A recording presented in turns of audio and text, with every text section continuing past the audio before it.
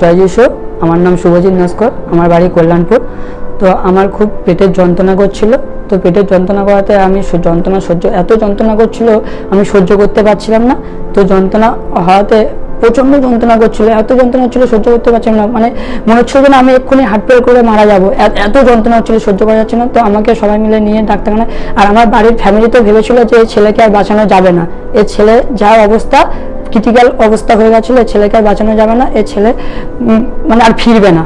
মানে আমার দাদু দিদা আমাকে হাসপাতালে নিয়ে যাওয়াতে আমাকে মানে প্রথমে এত যন্ত্রণা করছিল, তো ডক্টর প্রথমে একটা ইঞ্জেকশন দিল, তাতে আমার যন্ত্রণাটা করে রাখার পরে আমাকে রিপোর্ট করতে বললো। রিপোর্ট করলাম, রিপোর্টে ধরা পড়লো আমার কিডনিতে স্টোন আসে।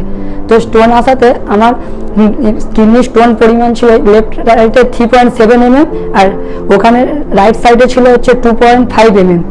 তো ওটা হওয়ার পরে তো আমি ডাক্তারকে রিপোর্টটা দেখালাম, দেখাতে ডাক্তার আমাকে ওষুধ দিল, ওষুধ খাওয়াতে তাও আমার যন্ত্রণা কমছিল না, প্রচুর হারে যন্ত্রণা করছিল। তো সে যন্ত্রণা না কমাতে তো আমি আমার একটা দাদুকে, আমার মা বললো যে আমার ছেলের এইরকম প্রবলেম, যে কোথায় কি দেখালে আমার ছেলের যন্ত্রণা কমতে হয়। তো আমার দাদু একটা ডাক্তারকে রেফার করেছিল, ডক্টরকে রেফার করাতে তো আমি হসপিটালে যাই, গিয়ে ওই ডক্টরের আগে থেকে ওই ডক্টরের সাথে অ্যাপয়েন্টমেন্ট নিতে হয়। তো ওটা তো বড় হসপিটাল, তো বড় ডাক্তার, ওখানে 1000 টাকা ভিজিট দিয়ে আমি ওই ডাক্তারকে দেখানোর পরে আমার ওই মানে স্টোনের পিছনে প্রচুর টাকা খরচা হয়ে গেছে, তাও আমি আমার মানে ভালো সুস্থ পাইনি, বা মানে এত যন্ত্রণা করছিল আমি মুক্তি পাইনি এই রোগ থেকে। তারপরে আমি তারপরে আমি ওষুধ খেলাম, খাওয়ার পরে ওই ডাক্তার দেখানোর পরে ওষুধ খাচ্ছি, খেতে মাঝখানে আমার ওষুধ খাওয়া বন্ধ হয়ে যায়। তো কিছুদিন আমি ভালো ছিলাম, মোটামুটি 2 বছরের কাছাকাছি আমি ভালো ছিলাম। ভালো থাকার পরে হঠাৎ করে ফের আমার যন্ত্রণা শুরু হয়, এমন যন্ত্রণা স্টার্ট হয় আমি কাজে কর্মে যেতে পারি না, আমি বসে যাই, 1 মাসের কাছাকাছি আমি বসে যাই। ওরকম 1 মাস হাসপাতাল বাড়ি করতে থাকি।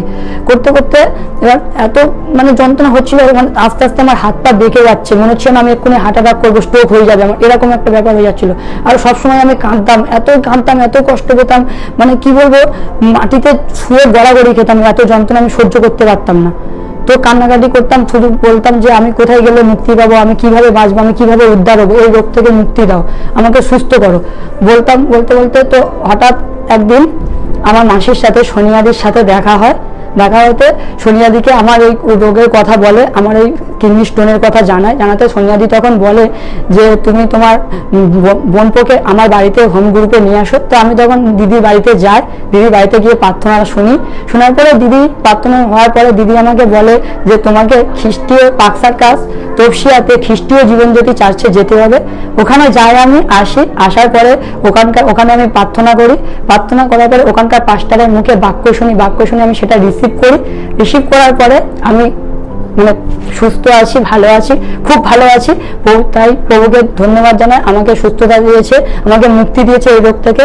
আমি তো ভেবেছিলাম কখনো আমি সুস্থ হতে পারবো না, তো ঈশ্বরকে কোটি কোটি ধন্যবাদ আমাকে সুস্থ করার জন্য। আমি যেমন সুস্থ হয়েছি, আমাকে ভালো হয়েছি, আমি চাই আপনারাও বিশ্বাস করুন, আপনারাও সুস্থতা পাবেন, আর আমি এই চার্চে থাকতে চাই সারা জীবন, ঈশ্বরকে ধরতে চাই, ঈশ্বরকে নিয়ে আমি ঈশ্বরের রাজ্যের কাজ করতে চাই। তো সবাইকে জয় যিশু।